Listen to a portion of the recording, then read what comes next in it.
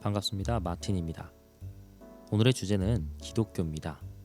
클린턴이 아놀드 교수님의 기독교 신앙에 대한 난감한 질문, 명쾌한 대답 등의 내용을 참고했습니다. 우리는 흔히 교회에 다닌다라는 표현을 많이 사용하고 듣습니다.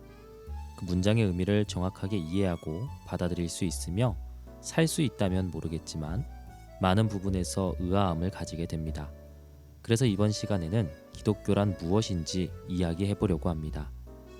기독교는 추상적인 존재로부터 기인하기보다 눈에 보였던 한 인물인 예수 그리스도로부터 시작합니다.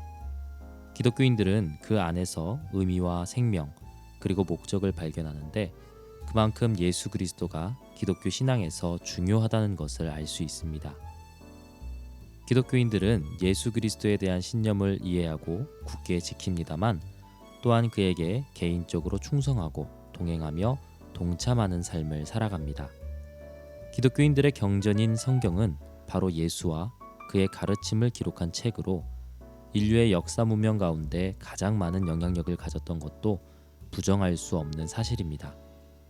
그래서 기독교를 알려면 질문을 기독교가 무엇입니까? 보다는 예수가 누구십니까?로 바꾸어야 합니다. 사실 세상에서 예수는 기독교인들이 아는 것만큼 알려지지 않은 인물입니다. 매우 단편적인 내용들로 이해되기 쉬운데 예를 들면 사랑, 자비, 기적, 평화 등의 내용들일 것입니다. 타 종교에서 바라보는 예수에 대한 시선 역시 종교적 위치의 선지자라는 것을 제외하면 크게 다르지 않다는 것도 인지하고 있어야 합니다. 하지만 정작 예수를 기록한 성경은 예수 그리스도가 일개 선지자나 현자, 성인이 아니라고 강조합니다.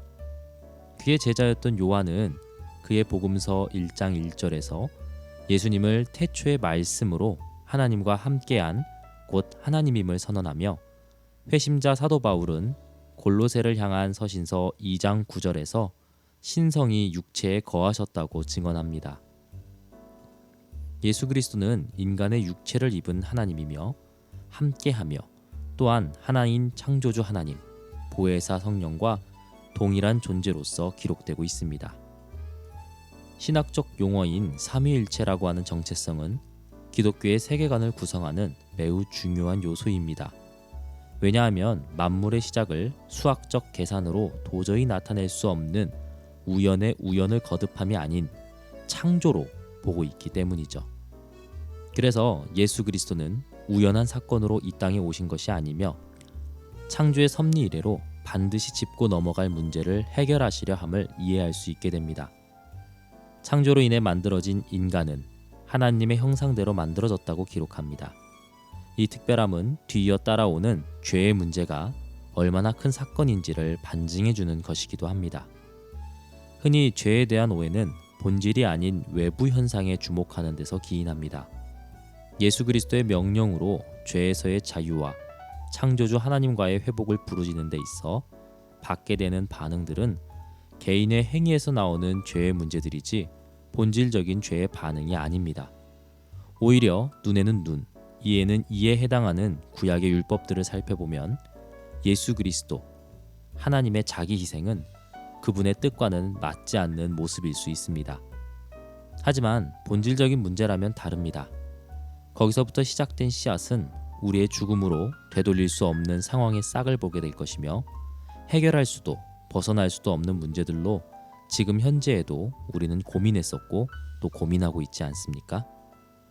오늘날 세상은 스스로의 윤리적 잣대와 기준을 가지고 채울 수 없는 한계를 넘어보려 하지만 그러면 그럴수록 더 깊은 나락으로 빠지거나 시대마다 문화마다 가변적인 기준으로 인하여 무너지는 것을 보여줍니다.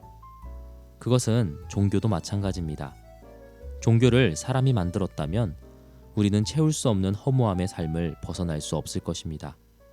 모든 기준은 계속해서 변하게 될 것이며 삶의 목적도 방향도 아무렇게나 흘러갈 확률이 굉장히 높을 것입니다.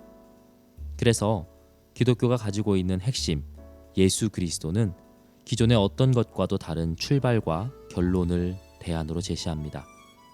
우리가 설명할 수 없었던 문제들에 대한 답과 명확한 기준을 이야기해 주고 있습니다. 이것은 자칭 기독교인들이라고 부르는 사람들이 비판받는 것과는 아무 상관이 없습니다. 그렇게 되어야 하는 것과 될 마음이 없이 걸치고 있는 모습은 다르기 때문입니다. 더 대단한 사실은 지금까지의 내용을 개인적으로 특별한 일부를 위해서만이 아닌 하나님의 형상대로 만들어진 인간 모두에게 선포될 수 있게끔 먼저는 그리스도의 제자들에게 그리고 이를 믿고 확신하며 살아가는 모든 이들에게 맡기셨다는 것입니다. 삶의 모습 역시 여러 가지 기준을 제시하는 혼잡하고 번잡함이 아닌 마태의 복음서에서 발견해 볼 수 있는 단 두 가지, 하나님을 사랑하고 그와 같이 내 이웃을 사랑하는 것임을 볼 때 세상과 흘러온 역사 그리고 가변적인 여러 기준들과는 전혀 다르다는 것을 발견할 수 있습니다. 오늘은 여기까지입니다. 다음 시간에는 기독교의 핵심 예수 그리스도를 기록한 성경에 대해 이야기하겠습니다. 감사합니다.